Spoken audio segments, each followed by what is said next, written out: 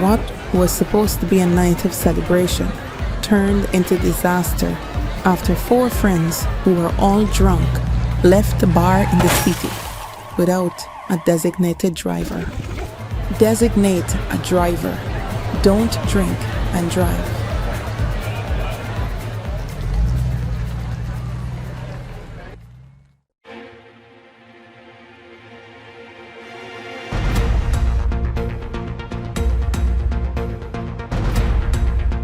This is your News Source Evening Bulletin for today, Thursday, the 7th day of November in the year 2024. I'm Gordon Mosley reporting, and here is what we're tracking tonight. U.S. President-elect Donald Trump is 2 months away from being sworn in, but Vice President Jagdeo is already planning to engage the incoming Trump administration to counter what he considers to be lies that have been told on the Guyana government. Mr. Jagdeo opened his weekly press conference at Freedom House this afternoon by congratulating the U.S. President-elect and expressing the eagerness of the Guyana government to work with the new U.S. government. We would also work with his administration to debunk a lot of the lies being peddled by some forces, including the opposition. For the past several years, they have been meeting U.S. government officials and have been telling a bunch of lies to them. Almost every mission that comes to Guyana from the United States of America, they have a standard mantra. The PPP is racist, the PPP is corrupt, the PPP is incompetent, the PPP squanders oil money, and the PPP doesn't like the United States of America. We are in bed with the Chinese. This is their standard narrative. Every mission that comes to Guyana, I can predict what they will say. The Vice President believes that there has been an abuse of privilege by some opposition activists in the U.S., who he claims would frequently complain to U.S. authorities about the Guyana government. Mr. Jagdeo said the government will look to set the record straight on those issues. We're looking forward to continue to debunk all the lies, particularly with the new administration that will take office in January of next year in the United States of America. And we will point out,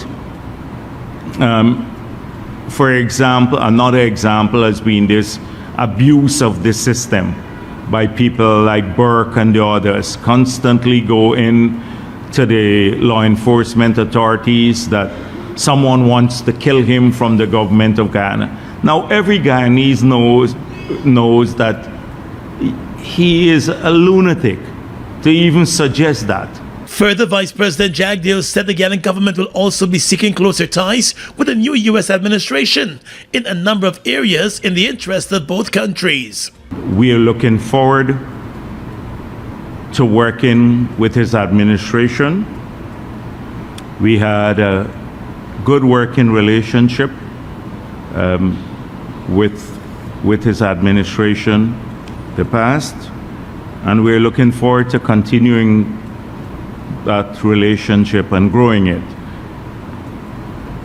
We believe that the United States of America is a very close partner of Guyana, and therefore we have to work to build that partnership continuously. The Guyana government has found itself on defense in many instances over the past few years as complaints have mounted against it with the U.S. government and the international community. The government has faced serious questions from the U.S. on allegations of corruption and discrimination. More news coming up in just a moment. It all starts with one. Maybe it's one look. You know the one. Or one touch. Even one word. It can start with one step. Or one promise. One thrill. One first time. One deep breath. One leap of faith. One day to remember. Or one night to forget. One moment. So many stories that make up one crazy, average, everyday, fabulous life. We get one life. Just one. Make your move. it all starts with one.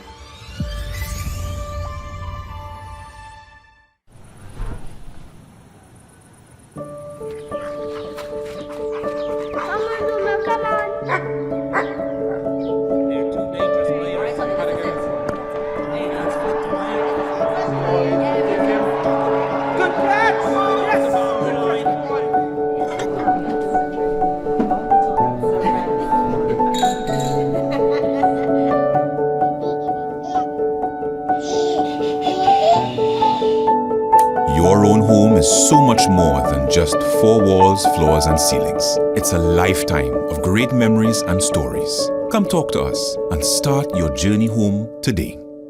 Republic Bank, we're the one for you. Mobile fuels are made with our customers in mind. Mobile Synergy Supreme Plus is designed to help you protect your engine so that your vehicle can give you better mileage and better performance. When you choose Mobile Synergy Supreme Plus, you choose a fuel that will help keep your vehicle running at its best. Visit a mobile service station today and fuel up with Mobile Synergy Supreme Plus. Mobile trademarks are owned by ExxonMobil and used under license. Are you ready for Guy Expo 2024? Join us from November 14 to 17 at the National Exhibition Center. Experience an exciting array of local products and services, live entertainment, delicious food, unique crafts, a dedicated children's zone, and so much more. The expo begins at 6 p.m. on November 14 and at 2 p.m. on the following days, and a special opening from midday on November 15 to accommodate our school children. Tickets are just $500. Children under 5 are free. Call 219-0087 or 219-0089 for more information, or visit guyexpo.gy. Guy Expo, Guyana on show, the fastest growing economy.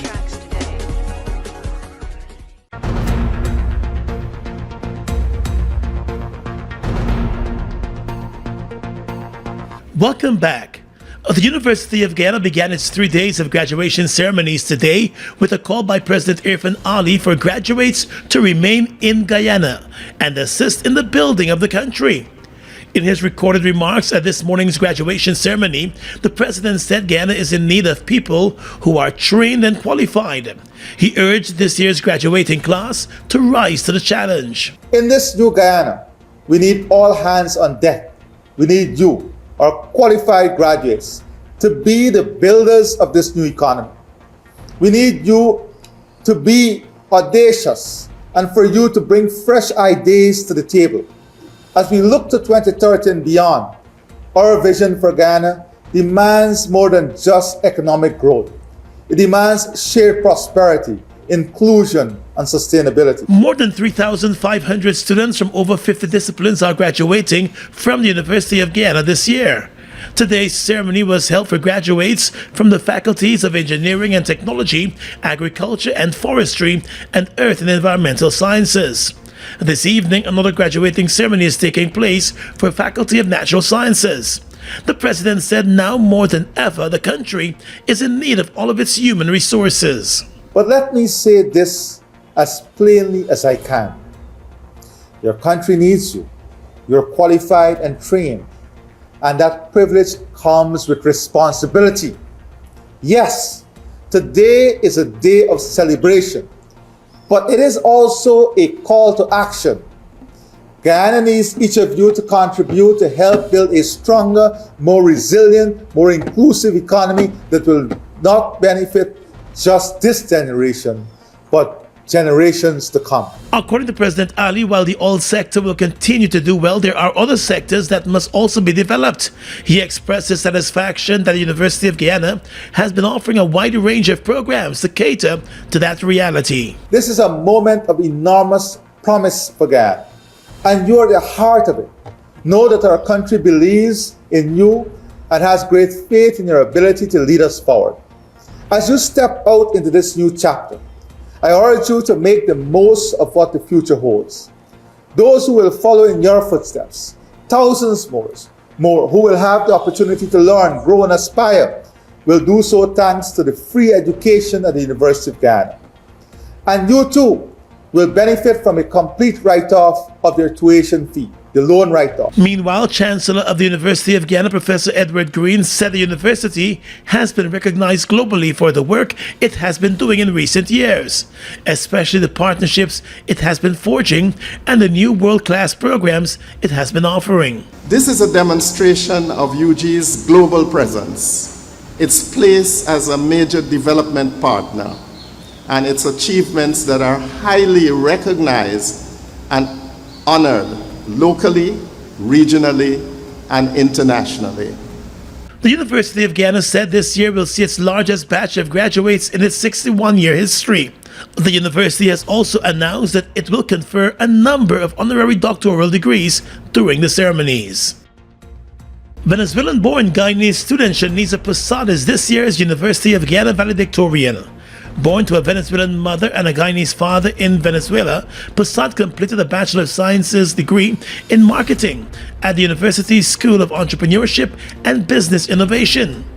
At the 58th convocation ceremony this morning, Posada spoke of her hardships in completing her degree.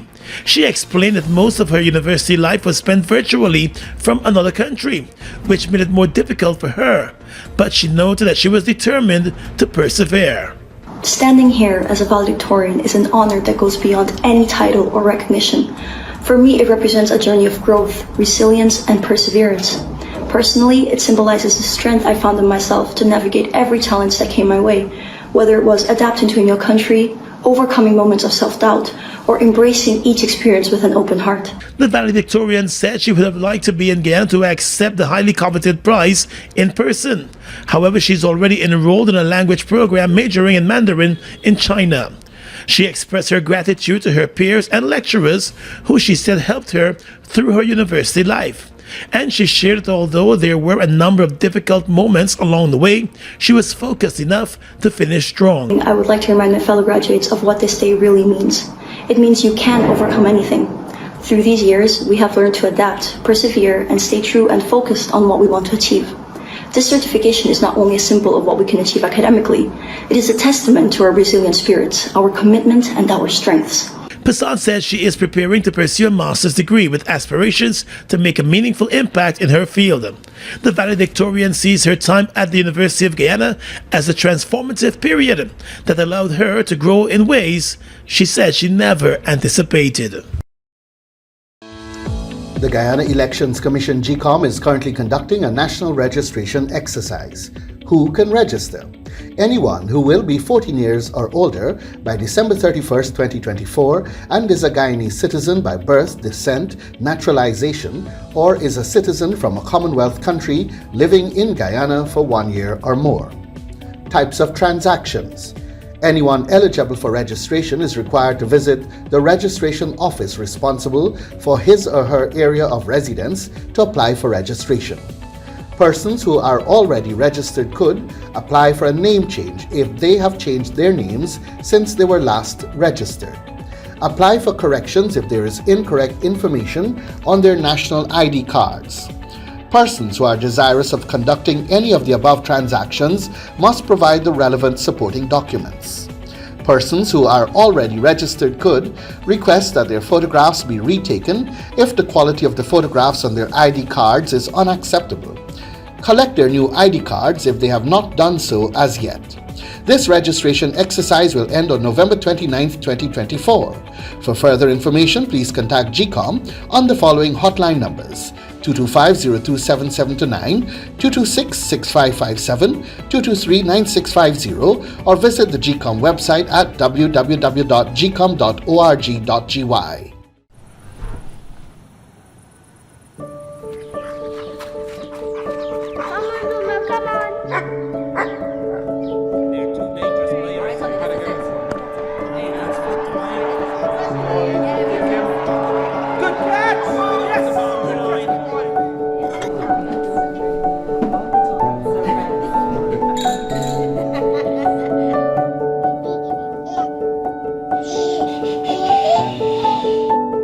Your own home is so much more than just four walls, floors, and ceilings. It's a lifetime of great memories and stories. Come talk to us and start your journey home today.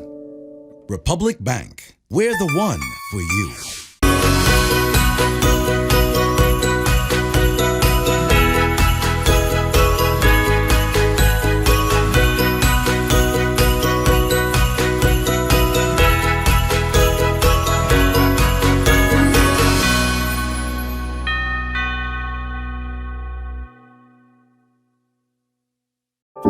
all starts with one.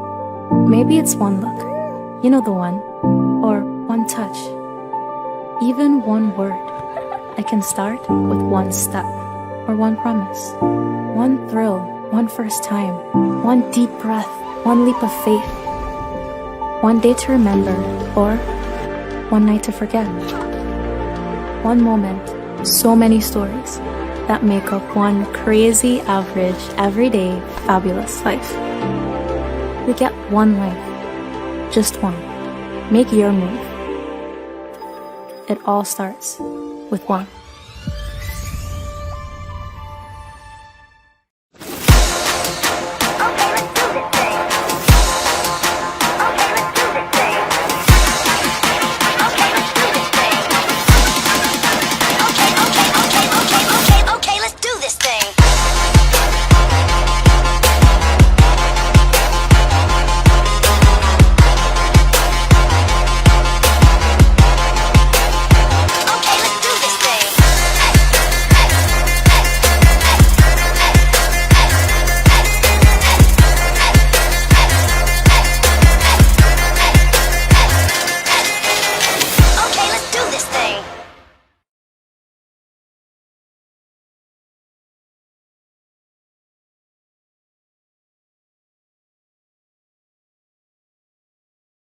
In a joint statement this afternoon, the joint opposition, PNC Reform, APNU, AFC, and the WPA said they have noted that the GECOM, the Elections Commission that is, at its meeting on Tuesday, commenced a discussion on the feasibility study on utilizing biometrics technology in the elections that was prepared by its CEO, Vishnu Prasad, on the recommendation of Elections Commissioner Vincent Alexander. The joint statement said that the subject of biometrics has remained on the agenda of the Elections Commission despite sustained efforts at excluding it is testimony to the will and persistence of the opposition parties and their commissioners. The joint opposition said the submission and discussion of the CEO's report on biometrics, though welcomed, constitutes only a small step towards the goal of producing a clean voters list and introducing fingerprint biometrics as part of the voting process for the next general election and future elections. The joint opposition said they would like to re-emphasize that they support the full implementation of biometrics throughout the election process, which would include the capture of fingerprints digitally in the registration process to enhance the quality of fingerprints available to the Commission and to aid in the prevention of multiple registration, and digitize fingerprint identification at the place of poll to prevent voter impersonation or identity theft. The parties said they are prepared to lend support to all the necessary stages to arrive at an outcome, including enacting constitutional and statutory changes, if necessary. They also said they believe that the technical and other concerns that the CEO has identified in his report do not amount to insurmountable or irresolvable issues. The parties said they stand ready to engage in all necessary discussions at the Elections Commission level, the parliamentary level, and or at the inter-party level to resolve the concerns to the satisfaction of all stakeholders, including the people of Guyana. Vice President Jagdeo today said the Guyana Elections Commission should have all systems in place by August of next year to facilitate general and regional elections. Ahead of those elections, the opposition wants the voters' list to be sanitized and systems to be put in place for electronic voting and the use of biometrics at the place of poll. But the Vice President today said the government will not allow the opposition to derail the electoral process with their demands, although he has made similar demands when he was in opposition. GECOM must focus on preparing for the 2025 elections.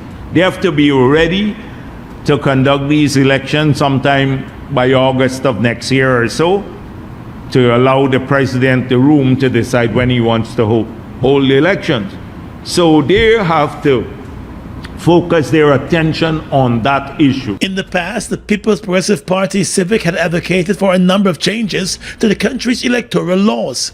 Mr. Jagdeo said those amendments have strengthened the country's electoral framework and mandates the Elections Commission to develop an electronic manual that will clearly outline the electoral systems and the roles and responsibilities of election officials and officers, clerks and agents, in addition to other key actors.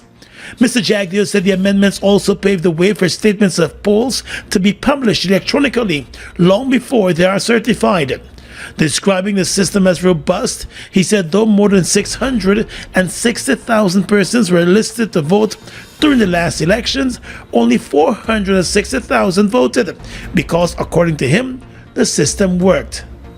No longer a champion for biometrics, the vice president said it could lead to disruptions. If they have now an iris scan in the polling place, you'll never get to vote.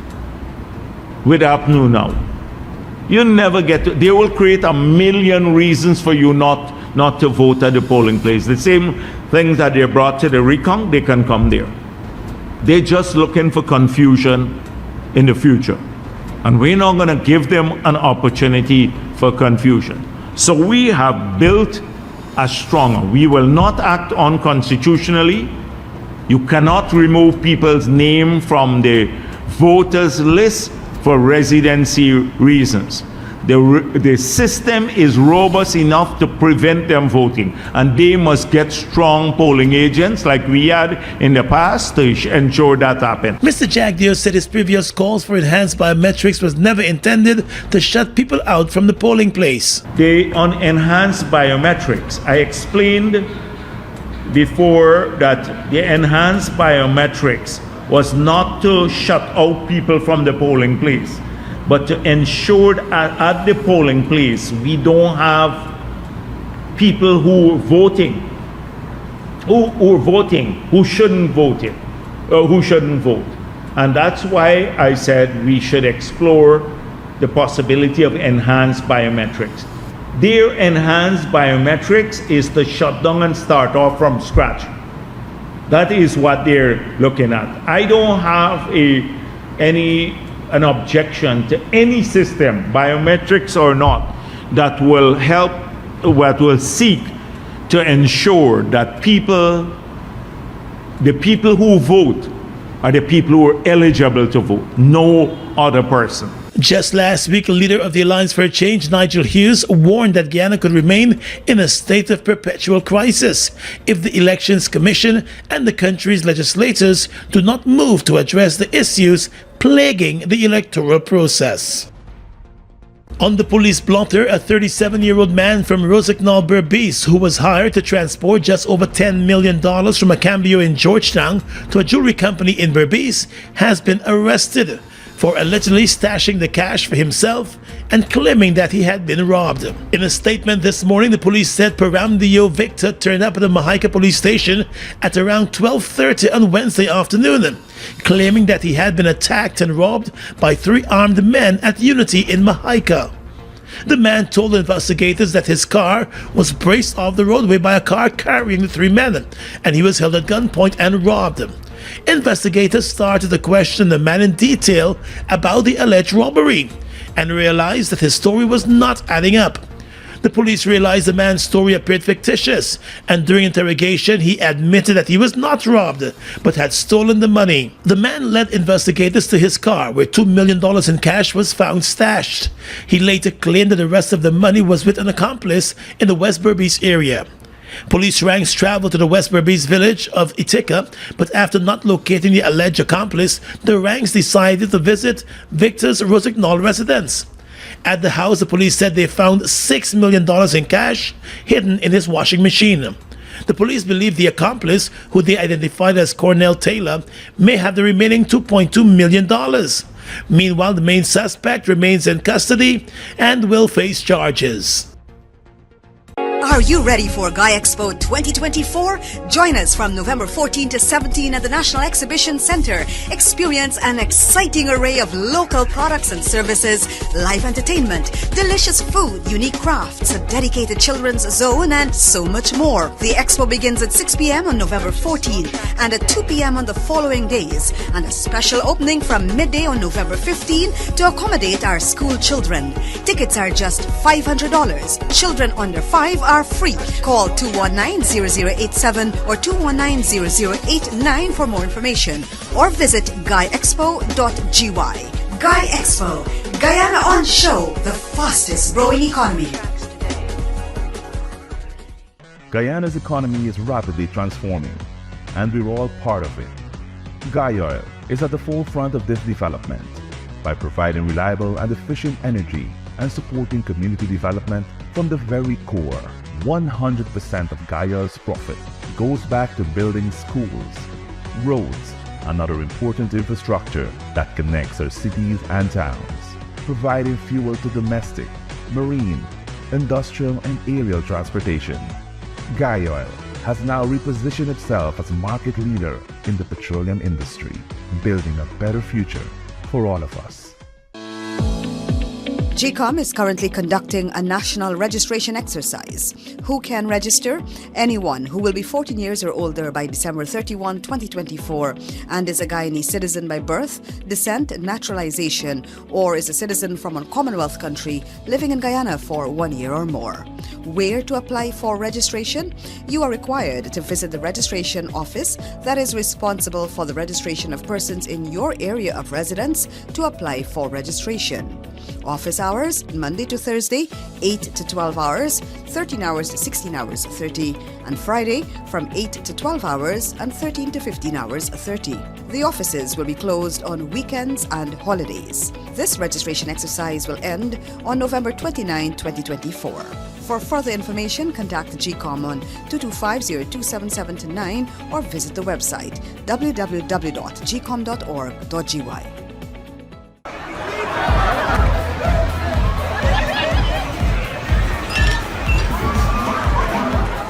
What was supposed to be a night of celebration turned into disaster after 4 friends who were all drunk left a bar in the city without a designated driver. Designate a driver. Don't drink and drive.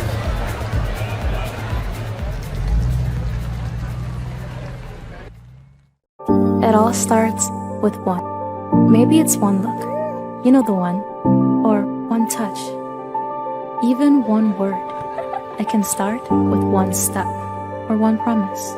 One thrill. One first time. One deep breath. One leap of faith. One day to remember.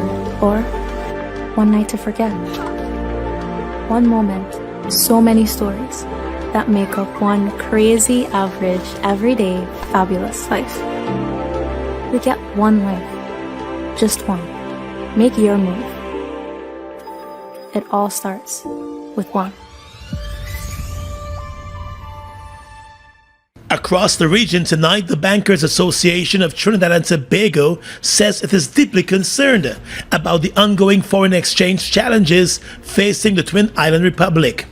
Noting that it is acutely aware of the ongoing situation, the organization said its members remain committed to collaborating with the government to address the pressing issue, which impacts both the business community and the wider public. In a statement, the Banking Association said its members operate in compliance with legal regulations, adhering to the central bank's policies and guidelines regarding the allocation and distribution of foreign exchange. The foreign exchange management process observed by all banks includes a fixed rate foreign exchange allocation provided by the central bank, an obligation prescribed in regulation for banks to sell foreign exchange to the public at specified spread, and commercial banks are also prohibited by regulations set by the Central Bank of Trinidad from purchasing foreign exchange above a specified rate. The Banking Association of Trinidad and Tobago said, recognizing the structural factors that are contributing to the foreign exchange challenges, it remains eager to continue discussions with the government and the central bank, with a view to developing an approach that serves the interests of all stakeholders. Mexico's Supreme Court fell short on a vote yesterday to invalidate part of a controversial judicial reform passed by lawmakers in September that requires the election of all judges over the next few years. After several hours of debate on the constitutionality of the judicial reform, only 7 of the court's 11 justices voted to support a measure to roll back some of the reform's key elements, 1 vote short of the 8 required to pass it. The debate over the constitutional changes enacted by Congress and approved by a majority of state legislatures in September had threatened to trigger an institutional crisis in Mexico, as President Claudia Sheinbaum had argued that the court has no authority to review the reform. The draft ruling voted on by the Supreme Court would have scaled back some of the elections by popular vote of judges and magistrates, one of the most controversial aspects of the reform proposed by the former president Andrés Manuel López Obrador and supported by the new president. The draft measure also questioned the validity of a section of the reform that allows judges to work anonymously on cases involving organized crime. Mexico's lower house of Congress in October voted to approve a constitutional change that makes reforms to the Constitution unchangeable, raising questions about what impact the Supreme Court's decision would have had and the principle of separation of powers. And finally tonight, international news. The Israeli parliament has passed a law allowing the government to deport the family members of people convicted of terrorism offenses, including Israeli citizens. The controversial legislation proposed by a member of Prime Minister Benjamin Netanyahu's party applies to first-degree relatives, meaning the parents, siblings, or children of those found guilty of committing or supporting terrorism. Israeli human rights organizations say the law is unconstitutional. Some opposition members of the Israeli parliament suggested it is targeted only at Palestinian citizens of Israel, sometimes called Israeli Arabs. The law allows for the deportation of the family members of those who had advanced knowledge and either failed to report the matter to the police or express support or identification with an act of terrorism. Relatives of those who publish, praise, sympathy, or encourage for an act of terrorism or a terrorist organization could also be deported. Relatives would be deported by order of the Interior Minister. And that's your News Source Evening Bulletin for tonight. I'm Gordon Mosley reporting and encouraging you to have a safe and enjoyable night.